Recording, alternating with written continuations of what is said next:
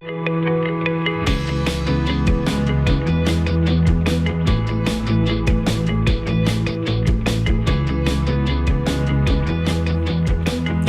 welcome to Pastor's Perspective. I'm your host, Brian Perez, and we are here live on this Monday, the 22nd of September. Give us a call if you've got a question. 888-564-6173 is the number to call. We are going to be here until 4 o'clock, so we would love to hear from you. If you were at church yesterday and your pastor said something that got you scratching your head, or maybe you didn't, quite understand it, you want some extra advice or whatever that might be, give us a call at 888-564-6173. And who's answering your questions today? Well, we've brought in Brian Brodersen on his day off. Thank you, Brian, for coming in today. Brian leads echoesofmercy.com. You can find out more about him and Cheryl's new venture out there. How's that going, Brian? Well, we're still in the early stages, so we're just getting ready to fully launch our website. We've kind of done little sort of mini launches, so we're getting ready to launch the website, and so it's a work in progress. But very nice. Yeah. And you have a newsletter that people can sign up for there at echoesofmercy.com. You can keep up with all things Brian and Cheryl. Yep. Where they're traveling and all that other stuff. All that other good stuff. Books that Cheryl might be writing and all that. Yeah, things like that. Very cool. Mike Chaddick joins us too on Zoom. Mike is the pastor of Image Church in San Juan Capistrano here in California. Mike, good to see you, sir. Oh, good to see you guys. Mike, it is so good to see you. Because so good to see you. We have not seen each other in ages. No, been a while. And how is that we just, I know a while back, I think we text back and forth about maybe coffee or something, but it just hasn't yet materialized. But no, I saw you in passing at the conference out in Temecula, but I was on my way out of town, so I didn't get a chance to connect. But we'll still have to do that. This is good, but still got to grab that coffee. Yeah, you look great. You look healthy. So do you. And I took my two oldest to London and Paris this summer. So that was their, I was so glad to be able to show them. Yeah. The great city of London. It was actually my first time to Paris too, which I actually thought was amazing. So it was phenomenal. I love London. Oh my gosh, I love it. I know. What's not to love? It's so great. I know. It's tough. It's tough, but we'll make do here in California for now. I'm actually going back in a couple of weeks, so I would hope so. Yes. I would hope so. Yes. So but it's really good to see you. Good to see you as well. All right, so you can call in with your questions at 888-564-6173. You can also send them in by DMing us on the Pastor's Perspective Instagram, or you can go to the Pastor's Perspective page on kwave.com, fill out the form there. If you scan the QR code that you see, if you're watching us on Facebook, YouTube, or Instagram, that'll take you right to that Pastor's Perspective page on kwave.com. You can also go to the Pastor's Perspective Facebook page and send us your question through Messenger, which is what Natasha did. And I did have to edit this a little bit because, I just did. So here's Natasha's questions. Why do you think the African presence and people have always been suppressed in the Bible? And then there's several examples here. So here's a few. Africans like Simon of Cyrene, the Ethiopian who was baptized by Philip, the Queen of Sheba. How about Moses' Cushite wife? It's always said Cushite and not African. Don't forget Ebed-Melech, who saved Jeremiah from the well. Most importantly, Cush, the son of Ham. If Ham is black, how come Shem and Japheth are not black? Why are Noah and his wife not spoken of as being black? Ancient black people of Africa have been downplayed and not given the status God created us to have. Now they're finding tribes that have proven to be transplants from Israel, such as the modern-day Ethiopians, Lemba tribe of South Africa, proven by DNA. So many other tribes of Africa that share DNA with the ancient Israelis and Judeans. For 400 years, we were told we were lost. We weren't lost. We were sealed. The truth is coming out now, unsealed. The same Europeans who lied began the suppression of presence of black people in the Bible are continuing to deny and suppress us. So, Mike, we'll start with you. What do you know about this? There's a lot there. Some would just be as far as maybe setting straight the biblical context and then addressing maybe there's obviously more contemporary modern concerns that people have when they come to the Bible. Number one, it's good for modern people to realize the concept of race is a modern social construct. People in the ancient world in the Bible, obviously they had eyes, they knew people had different skin colors, but they primarily identified people by ethnic groups, language, social class, that kind of a thing. So race as such is like a primary grid through which people look at everything is more of a modern idea. So one reason, for example, and this addresses only one of the little streams in the question about, being black or race. Again, the Bible doesn't really identify very often, although I do think it does sometimes, what a person's skin color was. It just doesn't do that. And even the idea of racial purity, for example, in the Exodus narrative, when the Israelites are led out of Egypt, it actually says, and a rave rav went out, which means a mixed multitude, meaning even from the beginning, the Israelites were not a pure racial group in the modern sense of the word. There was people from other ethnic groups, perhaps, I think reasonable to say, other races that actually went out with the Israelites and were counted as Israelites as they left. So again, because I know some people are really concerned about racial purity and who were the real racial Jews and stuff like that. And again, a lot of that is sort of a modern imported idea. But I think obviously with the history of the transatlantic slave trade and racism in the Western world and in America in particular, obviously, I do think there's truth to the idea that there were people with biases that had reason to downplay the role that people from Africa, whatever their color might have been, not highlighting that as much. But I think the tide is turning on that. I think a lot of people are celebrating, not seeing diversity as a weakness, but seeing it as a strength and highlighting that. Not so much one group over another, but obviously if somebody comes from a particular culture, they're going to look for that a little bit more. And there's a great resource called the Africa Bible Commentary, which is written by all Africa scholars. And I think they come to the text with a particular set of eyes and perspective that might bring out some things in the text that could be meaningful to Natasha and others. Any thoughts, Brian Brodersen? Yeah, it's interesting. I just listened this morning to a great conversation with a Kenyan, female Kenyan Bible scholar with my good friend John Dixon on Undeceptions, which is a fantastic podcast, and basically it was all about African Christianity was the subject. And the interesting thing as well in this regard is the term Africa goes back to the Romans, and nobody even knows exactly what, there's not a hard definition like this is exactly what it meant, but you find it in BC, before the time of Christ, used among the Romans. And as the one lady was pointing out today, when you say Africa, we're talking about a continent which has many, many countries with all kinds of diversity within those countries. There's North Africa, and there are different ethnicities in North Africa. Of course, Egypt is Africa, and yet Egypt was, Egyptians were the national people of Egypt, and still are, mixed with many Arabs and others. But going back to the idea that somehow the Bible downplays that, I don't see how the Bible downplays that at all. The Bible references Ebed-Melech. You mentioned Ebed-Melech in the book of Jeremiah. He is an Ethiopian. When you come to the 8th chapter of Acts, and you have the treasurer under the queen, Candace.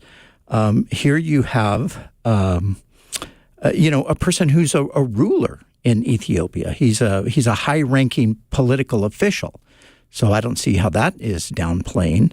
I can't think of any really, I can't think of any passages. Simon of Cyrene or Cyrene, he's mentioned as one who carries the cross of Jesus. He's the father of, who is it, Mike Rufus, and so Rufus and, is it Alexander? No. Anyway, these two guys are mentioned in the Gospel of Mark, and Simon is declared to be their father, and he's honored as one who carries the cross of Jesus. So Cyrene was North Africa, probably Tunisia, or one of those northern African countries. So, I know there's a lot of people who want to see things through the lens of there's always been European oppression of people of color and so forth. And obviously there's some truth to that. But if you really do a deep dive into African culture, you'll find that there was plenty of oppression among Africans, tribes oppressing one another. The slave trade was a combination of Europeans and Africans working together to sell people. And that's just a reality. So, yeah. But I would recommend to our person to check out Undeceptions, the podcast Undeceptions, and listen to African Jesus. That's the episode this week, and it's really fantastic. Yep. Undeceptions.com if you want to go that route, and just click podcast and you'll find all of John Dickson's podcasts. But this one here, episode number 159, African Jesus. Mike? Yeah, and one thing people have to do as well is just keep in mind when you see these areas in the Bible, you can't just assume that whoever is there now is the exact same group that was there 2,000 years ago or 3,000 years ago. And for example, I find many modern people, and this actually came up in a seminary class where somebody said something along the lines of, how come we downplayed that Augustine of Hippo was black? And the question was, oh, do we have a record that he's black? And to my knowledge, there is no record that he's black. So we asked, well, why did you say that? And said, oh, because he's from Africa. Not realizing that Hippo was ruled by the Romans at that time, that Cyrene even, for example, was settled by the Greeks 700 years before the time of Christ. So again, some people feel like they take sort of a modern conception and impose it on the geography of the Bible, but that you need to first actually go back and check, hey, because we're assuming that people didn't migrate, things haven't changed, a bunch of empires haven't come and gone and different boundaries and things like that. And people groups mixing, over the centuries as well. So it's just a little bit of a tough thing to do. So just keep that in mind. Don't impose what the modern boundaries and people groups are in certain areas. And you think they correspond. You actually have to go back to the Bible and even extra biblical history to find out, hey, who was actually there, who was ruling at the time, were there colonies there, et cetera. So with Augustine of Hippo, he might have been black, he might not have been, to my knowledge, we don't know. Very good. Natasha, thank you for sending in your question through the Pastor's Perspective Facebook Messenger. And now we're going to go to the phones, 888-564-6173. James in Menifee, listening on FM 107.9 K-Wave. Hello. What's your question for us today? Hey. How you doing, pastors? Great. Good. How are you? Pretty good. So recently I was kind of stumped with this question. So I was always raised in church to, when you do your voting politically, that you want somebody in office that is going to side with Israel, that backs Israel. And, what is it? Genesis 12:3, I believe, bless those who bless the Lord's people and curse those who curse them. So during, voting, that's something that I always looked for as a believer. But nowadays, you're hearing a lot of, just iffy things going on in the land and with Netanyahu and these guys. And I recently heard a pastor speak about Matthew 21:33, the parable of the wicked vine dressers. Mm-hmm. And he says in there it speaks to God not having his favor with Israel anymore, that his favor is with the believers. and which I find to be true. But as a Christian and somebody that wants somebody in office that's going to kind of follow what I believe, is that something that I need to worry about? I mean, is Israel something that we should be backing as believers? Okay, Pastor Brian, we'll start with you. Well, this is, it's a tough one. Yeah, I mean, and it's a daily conversation piece.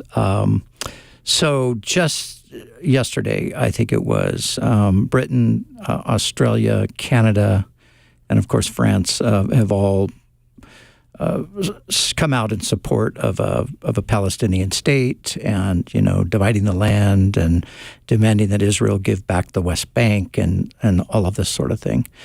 So, and then of course we have the war in Gaza that began in 2023, October 7th. That was started by Hamas and it lingers on to this very day. So, I think that there's two things here. And I hate to say this because it might just sound so terrible, but I think on one level, I think if we sort of left God out of the picture for a moment, I think it could be helpful on one level, because we just ask the very real question, should Israel give up their land because a different people group says we want it? And I think if we just took that question and imposed it on any other country, no one would say, hey, that sounds like a fantastic idea. There are people today that we hear, even recently with some of the stuff going on in Los Angeles, that the United States stole California from Mexico. Mexico really belongs to California. I don't even think Governor Newsom wants to give California back to Mexico. So, this idea that a people group just says this is our land, and from the river to the sea, it's all going to be liberated from Jews, and we're going to take it over because it belongs to Allah. I think this is a serious problem. I think from everything we know about the formation of nations and all of that, Israel has every right to be in the land. I don't think there's any truth to genocide. Genocide is the obliteration of a people group, which Israel is obviously not seeking to do. If they were seeking to do that, they would have done it a long time ago. It wouldn't be hard for them to do it. And, you have the apartheid accusations and the starvation and all of this. I think a large amount of it is propaganda. Not to say that everything the Israelis done is above board and can't be criticized and shouldn't be challenged. I'm not saying that at all, because obviously there are many Israelis who feel that they haven't done things above board, but they're in a war, and they're in a propaganda war too. So I think on that level, if we just think about it like that, okay, that's one. And then if we go back to Scripture, I do think that Christians have sometimes stretched Scripture beyond its intended message. So, for example, the passage that you referred to in Genesis, when God says to Abraham, I will bless those who bless you and curse those who curse you. I don't think that that's specifically a reference to Israel all throughout history. Because we can look at many times in history when God actually brings nations to judge Israel. And he sends the Babylonians to judge them. He sends the Assyrians to judge them.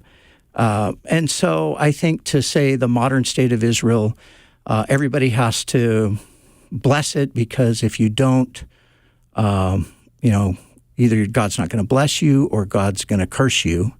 And so I think that's an overstatement of what was intended in the passage. I think the passage is really a reference to all the children of Abraham who are the people of God, whether it's the Israelis in the past or the Christians today, or the Israelis in the future when God reestablishes his covenant with them in the days ahead, a covenant that is broken at the present time, but will be restored when the nation receives the Messiah. So it's probably more than you bargained for here, but and I know Mike has some thoughts on that too. So, well, I just want to throw this in really quick. Wouldn't it be safer though, just to assume that it does apply today? So let's go ahead and continue to bless Israel, just in case that is what God meant. Mm. Well, I think the thing is, you have to be careful with that, because then I think you can get into the mindset of you just endorse anything and everything that is happening in Israel, because, after all, they're God's people, and we can't. Some people would even say you can't even be critical of Israel. I have a friend who told me an interesting story that he had gone to Jerusalem and was staying in Jerusalem for a few weeks, and he, his experience, he was just talking about his experience. He had a wonderful experience. He was in the Old City. He had a wonderful experience with the Arab people that he met, and he didn't have such a great experience with the Jewish people that he met. And he came back, and he was talking to a Christian friend, and he was just telling him about his experience. And the person was super offended. He's like, "No, that's wrong. What are you trying to say?" So, there can be like a superstitious thing that develops around support of Israel, that I think we don't want to fall into that, So I believe that Israel are the ancient people of God. I believe that they have a future covenant with God. They're not in that covenant presently. The only way to get in the covenant with God today is to be a believer in Jesus. Jesus said it to the leaders of the nation: "Unless you believe that I am He, you will die in your sins." And that's been the case for 2,000 years. So I do think that Israel back in the land is God providentially bringing them back there. And there are prophecies that will be fulfilled with them in the context of the land. So they have to be there for these prophecies to be fulfilled. But we haven't entered into that moment yet, I don't believe anyway, where God is literally like fulfilling prophecy for their restoration. Mike Chaddock. Yeah, so there's a lot of layers to it. Brian addressed some of those. So number one, there's like the exegetical question: how do you interpret Genesis 12, right? And there's debates on that. And a lot of people on different sides are pretty entrenched, to really dig through it would take a lot of time, a lot of work. And to be honest, some people won't change their mind no matter what. But and we've addressed this before. Char and I know have addressed this in the past. So the thing I just want to remind people of, let's assume Genesis 12 applies in exactly the way that many people think, which is we are to bless the modern state of Israel. Let's assume that. What does that mean exactly? I think some people have the idea it means you can't criticize them and you have to affirm everything they do. But I would point out that is so blatantly, obviously unbiblical. How do I know? Follow the rest of the Bible from Genesis 12 all the way through Malachi. What do the prophets do? Like 90% of the time, they criticize Israel, and God warns them of judgment and does indeed judge them. And he does this over and over and over and over again. So when we think of what it means to bless somebody, it doesn't mean if they're doing something evil or wrong, blessing them in a biblical sense would be antithetical to biblical ethics, morality, and theology to say, oh, we have to affirm things that are wrong, evil, sinful, whatever it is. Absolutely not. God is holy, and he expects his people to be holy. And in the Old Testament, whatever the blessing means, and ultimately, obviously, it is pointing to Christ for sure at some level, but I think there's a way of, and here's how I kind of word it as a Christian, I owe a debt of gratitude to the Jewish people, okay? That's how I look at it. They are the ones that, like the Apostle Paul would say, I still love, my ethnic brethren, the Jews. They gave us the scriptures and the temple and the worship and the liturgy and all this stuff. So I appreciate them. But just like if a friend does something for me and I owe them a debt of gratitude, if I see them falling into sinful immorality, or if they tell me, hey, to be friends, you have to not share Jesus with me anymore, I owe it to God to not think that a debt of gratitude means I have to affirm what they're asking of me. As a matter of fact, if I love my friend who I owe a debt of gratitude, part of how I repay it is pointing out the sin that they're doing. Because if I love them, I don't want them to continue in it. It's not just about the people they're sinning against, it's about them, because sin corrupts and destroys you. So I would just argue, regardless of how you come out of the exegetical issue on Genesis 12, absolutely, this idea that Christians can't criticize with the modern, like every missile, every bomb, every bullet is divinely sanctioned, that's ludicrous. That's absolutely not true. It was never true in the Old Testament, where we have an inspired record where God is saying, hey, this is wrong. Your garments are covered in violence. Don't do this. You're taking advantage of people. You're violating the covenant. So I just say, keep that in mind.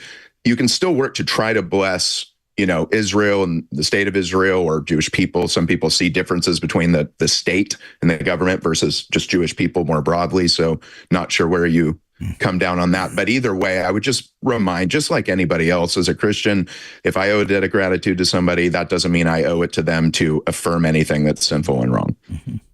Yeah, and I would just add, for clarification, it's one thing, whatever we think about Genesis 12, and it, like you said, Mike, it's one thing to affirm or to not affirm, but it's another thing also, I think, to support hostility against Israel, which I think is absolutely wrong.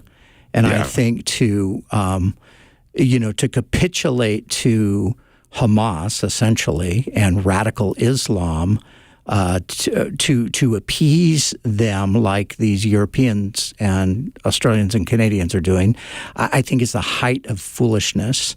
And I think it will prove to be the wrong side of history when it's all said and done. So, and I do think, because of the moment that we're in, we should stand with Israel, with the caveat that we can criticize and we can disagree.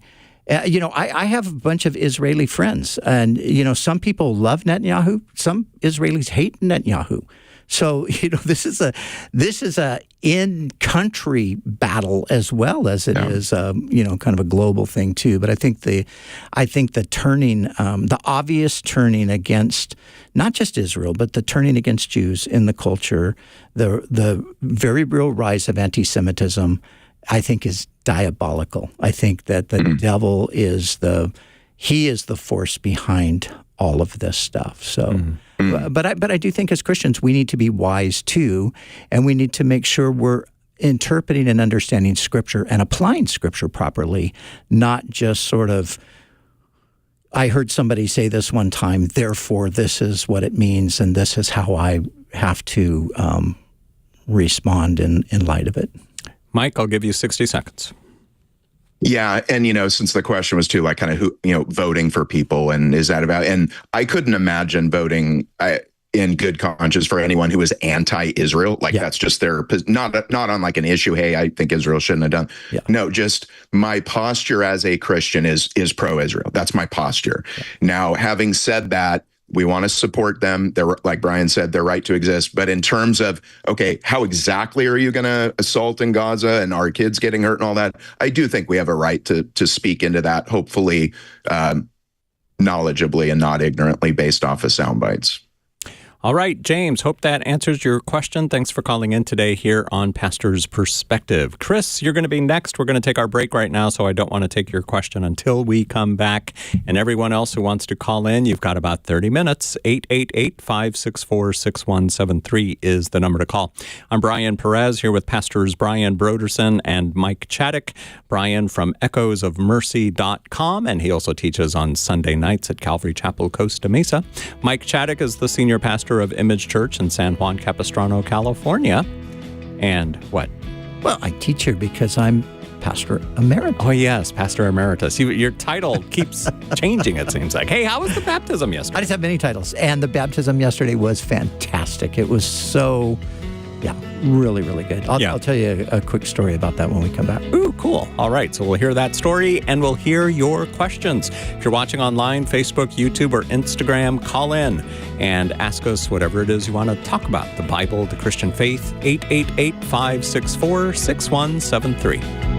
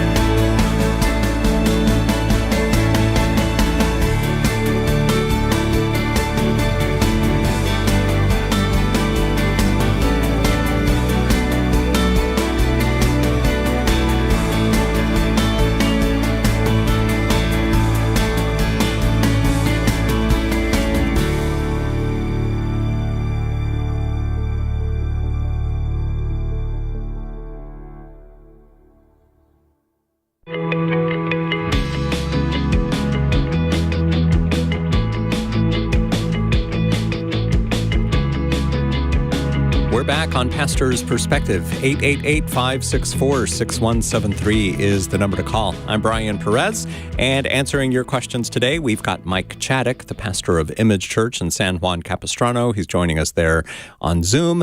And in the studio with me is Brian Broderson from echoesofmercy.com. He's also the pastor emeritus at Calvary Chapel, Costa Mesa.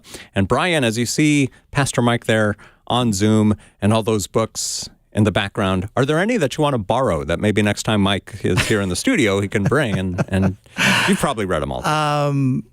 No, I've got plenty of books of my own, and actually, I have a massive library. But my desk must have 100 books on it.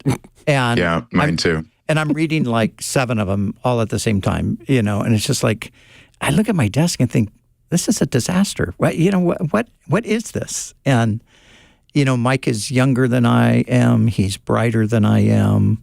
He can whiz through those books and assimilate all that stuff. And I'm you just probably read 7 books a day. I'm slowing down these days, Brian. Yeah, getting a little slow. Yes, well, I'm a little bit ahead of you in age, so I got a few missing. I don't know what they are, brain cells or whatever, but anyway, I'm trudging along, trying to keep up with everything. But I wanted to mention about the baptism yesterday. Yes. So first of all, to tell you really quickly. So yesterday morning, I did a burial at sea. Where you go out and scatter the ashes. And a friend of mine asked me, it was her father who died. If I would do it. And I mean, the moment she asked me, I thought, gosh, I'd love to do it, but I've never been out on a small boat in my life that I didn't get seasick on. So I told her, I said, well, look, I really would love to do it because, you're my friend and I'd love to be part of that moment. But, I get seasick. I said, but let me think about it a little bit. So anyway, I got back to her and I said, okay, let's do it. I think we could pull it off. Maybe we could work with with the little captain of the little boat and tell him like, hey, we need to get in and out. And so anyway, to make a long story short, as the ashes were being scattered, I was over the side of the boat dry heaving. And that was like the worst.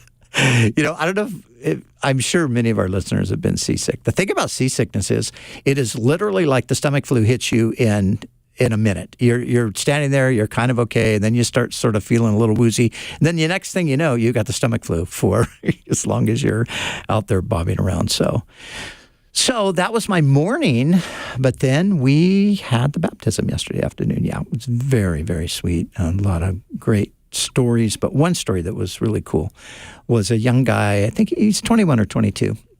And, so always ask people a little bit about their story. How did you come to the Lord? And, he said the most interesting thing, he said one night at home, he got up at about midnight to get something out of the refrigerator because he was hungry. And he says as he's down in the kitchen, he sees his mom's Bible on the table. And he just feels like this incredible drawing, like I have to read the Bible. I have to start reading the Bible. Now, his parents are Christians, and he's been pretty resistant, to that. So he starts reading the Bible, and he goes, wow, it was going so fast. I mean, it was like Adam and Eve, and then it was Noah, and then, and he said, he just was kind of getting caught up in the story. And then he said, and I thought, I remembered my mom had sent me one of your podcasts one time to try to, get me to sort of get interested. So he said, I remembered that. So I went back and I started listening to your podcast. And then, I'd been doing that. And then, so he gave his life to the Lord and then got to baptize him yesterday. So that was that's incredible. A highlight for me. Yeah, it was so sweet. Praise God. Yeah. Definitely a great way to end the day. Yeah, the morning was rough, but, Man. it ended well. Happy to hear that. That is so cool. All right, 888-564-6173. And let's go to Chris, who is in Winchester, California, listening on FM 107.9 K-Wave. Go ahead, Chris. What's your question for Brian Broderson and Mike Chaddick?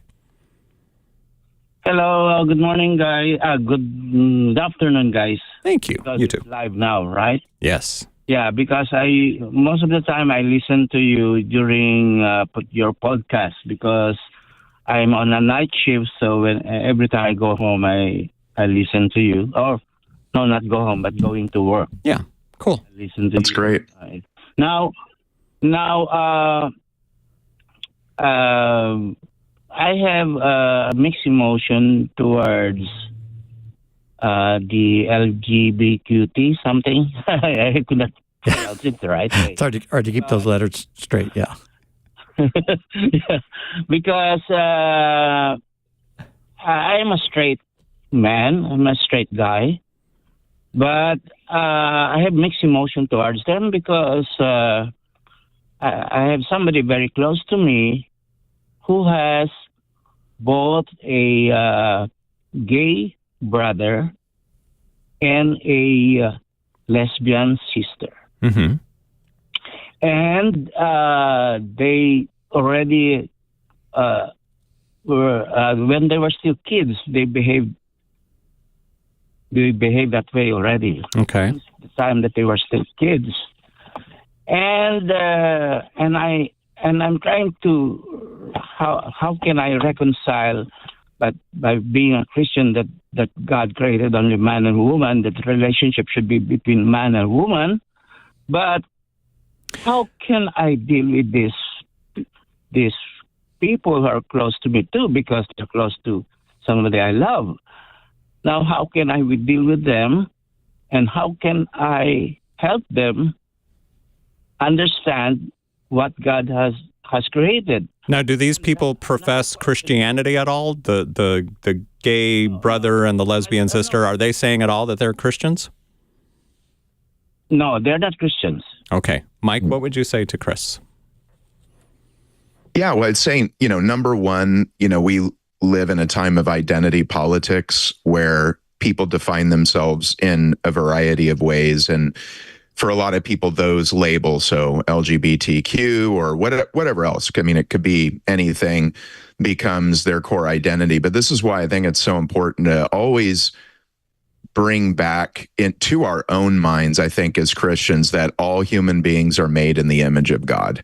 So number one, that is how I try and how I want to look at everybody. Number one, they are made in the image of God. So absolutely love those people. You love your family members. And again, if they're not Christians, I think one way of getting to the gospel, you certainly can start with sinful lifestyles that people are living. This is sort of what like Ray Comfort would do, is show people they're lawbreakers, get out the 10 Commandments. Do you lie? Do you cheat? Do you steal? Okay, well, you're a sinner. You've broken God's law. And, so you can start there. And I think that can work. I also think you can simply begin by pointing people to Jesus immediately, because you do see this in the Gospels where people meet Jesus and they are overcome by his love and who he is. And out of that comes a change in their moral behavior, etc.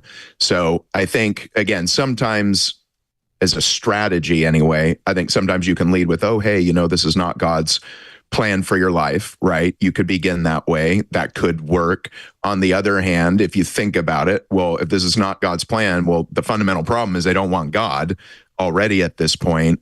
So we want to make sure people know what the gospel is. The gospel is not if you're straight, you're going to heaven automatically. And, if you keep a bunch of rules, you're going to heaven. The gospel is Jesus Christ and him dying in our place for all of our sins that we've all committed. And so I think just making sure you always get to Jesus and not just morality per se, though I do think you can start there, kind of show people there if they don't think they need Jesus or whatever. I think you can start there. But sometimes people are broken, to be honest, and they know they need something. And I think you can bring them to Jesus more quickly as a strategy. Right. Yeah, that passage, Mike, in Jude, where it says in the New King James Version, it says, "Save some with compassion and others with fear, hating even the garment, spotted by the flesh." And I think in some ways that's kind of like that's the approach. We approach with the love of God, the goodness of God, and all of those kinds of things. But then at certain points, obviously, we might have to address the specific sin issue in a person's life, rather than leading out with that. I guess you could, and every circumstance is different, so you're gonna sort of have to navigate it depending on what the circumstance is. But I think you and I agree on this probably, that the big issue really isn't their sexuality. The big issue is their separation from Jesus.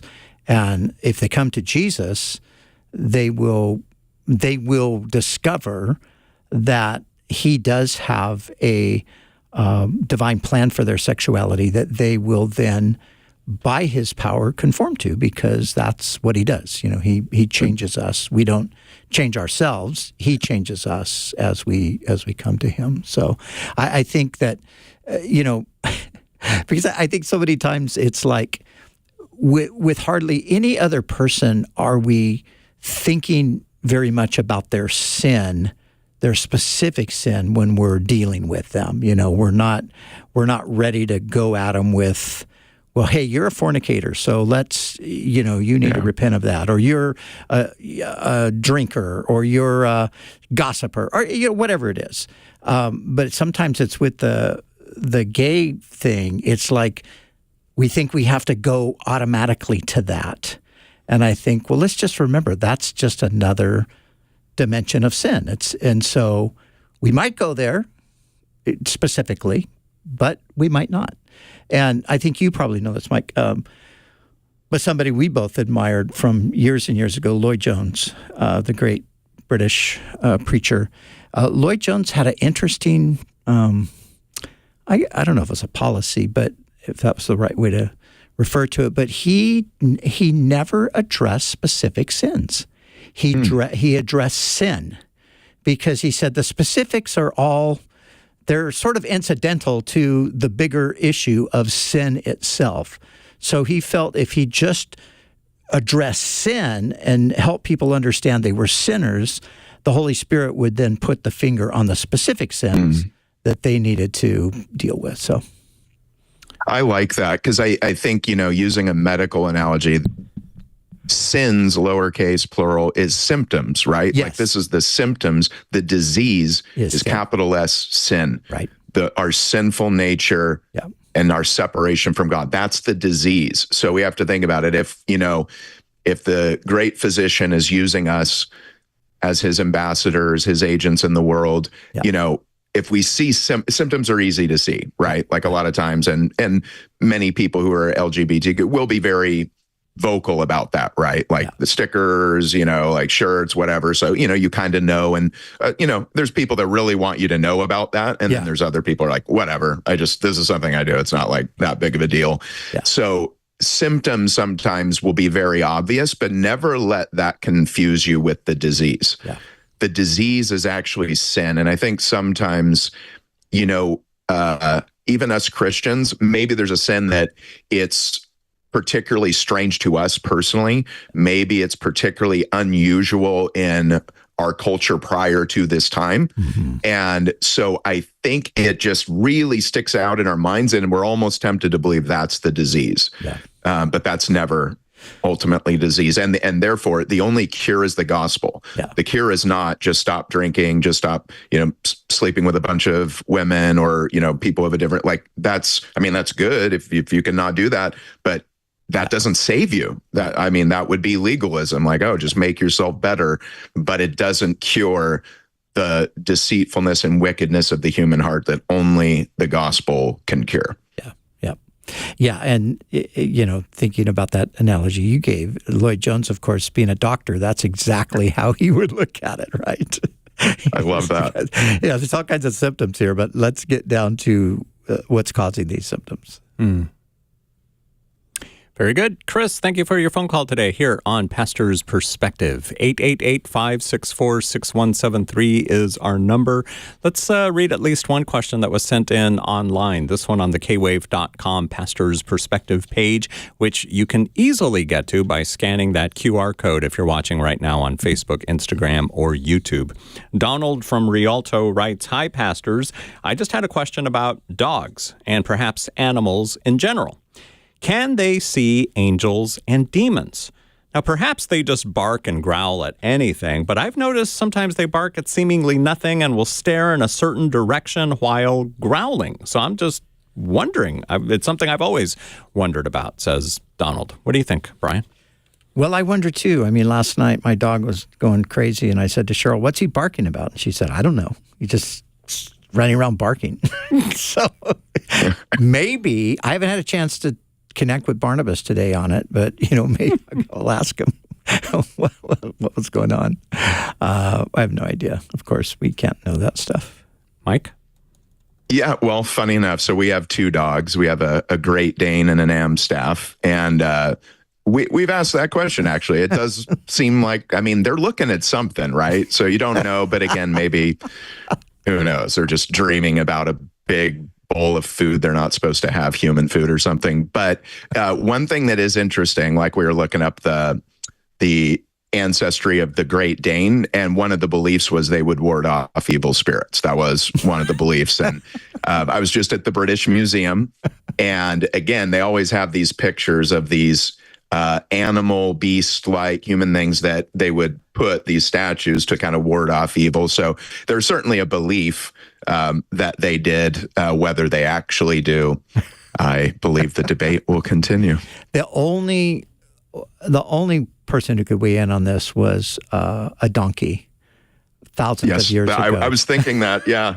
Was there any stories in the Bible? Yeah. With Balaam's donkey, and right? that's exactly what he did. He saw the angel standing in the road when Balak couldn't see him. Mm-hmm. But Balaam, he could talk too, so I don't know. See him. Yeah, he could. Well, he could Special breed of donkey. All right, Donald, thank you for sending in your question on the Pastor's Perspective page on kwave.com, which is how Maria in Moreno Valley sent her question. She asks, "Why do you think Father God created human physical bodies if the Spirit is what moves us and will be lifted to heaven?" Well, of course, the body is created for its home, and its home is the earth. And so I think, God made a body. Paul says in 1 Corinthians 15, he says there are different kinds of bodies, and they're suited to the environment. So there's terrestrial, which means bodies that are earthly, and then there's celestial, which means there are bodies that are heavenly. And they're two different things, and they're made for two different environments. And what do you think, Mike? Yeah, well, ultimately, obviously, God sees the physical material world as good. That's why he made it that way in the beginning. If you think about it, he could have just made a sort of quote unquote spiritual world, right? Angels, demons, and we could have just been made spirits or souls with no bodies, but God saw that it was good that we be body, mind, spirit, body, soul, spirit. And then just a reminder, because I think the telos or the goal of the Bible is not disembodiment. It's actually resurrection. It's embodiment. So I think, again, for many people in the Western tradition, they've talked about heaven so much, they've forgotten that, I think N.T. Wright says, heaven's important, but it's not the end of the world, because the ultimate goal is resurrection. So that's a good thing to be reminded of. The ultimate goal is not to die and our spirit, souls, immaterial part of us goes to heaven and that's it. No, the goal is we're going to be reunited again with our bodies, which, again, from the very beginning, God saw as good. Yeah, and I think, that those ideas, although they're ancient, like Platoism and so forth, they actually have an impact on today. Oh, yes. And this is where the whole idea, transgenderism, derives a lot of its ideas from those ancient ideas that I'm a spirit, really, and I'm trapped in a body, and I'm in the wrong body. So I got to modify my body, to kind of coincide with who I am in my spirit. And that's an ancient Greek idea, or even a ancient Persian idea, but it's not a biblical idea. So the body and the spirit, although distinct, are together. And like Mike said, the resurrection means the body is good and it's actually going to come back and you're going to live in the body, the glorified body. But it will be, to some degree, it will be the same body. Just like Paul says in 1 Corinthians 15, a seed that's planted in the ground, when it comes up, it's not the seed, but it's definitely related to the seed, but it's different. But there's the relationship there. So, Mike? Yeah, I think, and it's so good you brought that up, Brian, because I do see Platonism as, or some sort of dualism, right, where the body and the soul or spirit are separate things, first of all, and that the body is lesser. It might even be bad to some people. And so the real you is the immaterial. Therefore, the body is just incidental. Do whatever in the world you want with it. It might be bad, treat it bad, do whatever. And ironically, I do feel like the church has unwittingly contributed to the cultural environment in which that idea has caught on, though the church never intended that to be used for transgenderism. How often have you heard the idea that, like, people, if you take care of your body, you're being like carnal and sinful and all that. And hey, do your devotions, but you can eat pancakes all day long and not exercise and not take care of your body and all this. And just a real neglect of the body. And you think, well, no, whatever you are, whatever God has made you to be, that's the image of God, body, soul, and spirit. And you can make distinctions technically, but you can't actually separate them. That's called death. So whatever we are, it is all of that. And I think we need to recover a biblical anthropology. The body is good. And I think that's something young people need to hear. Your body is not just something you tolerate, exercise. Brian, I don't know if you heard this over the years, like a lot of pastors about like trashing their body. Hey, I'm doing stuff for Jesus, but I'm in terrible shape. I don't take care of my body. And I'm actually really holy because all I do is read commentaries and stuff like that, but I trash my body. And I think we're modeling a heretical anthropology. And it's actually now imperative that we recover the goodness of the body as a part of our biblical witness to people. Yeah, and there's a point. I mean, obviously, there's certain things we have no control over, right? Disease and things like that.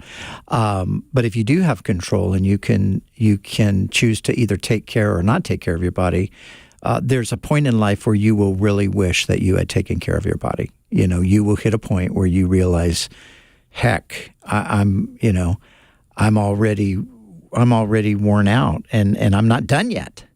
So, wow. So if you got time to reverse that, by all means, you want to do that, And that's where Mike... It's an issue of stewardship, right? Yeah. Like, it's not, like you said, there's certain things you can't help, and it's not about vanity. It's not about, I want to look like this and that and the other.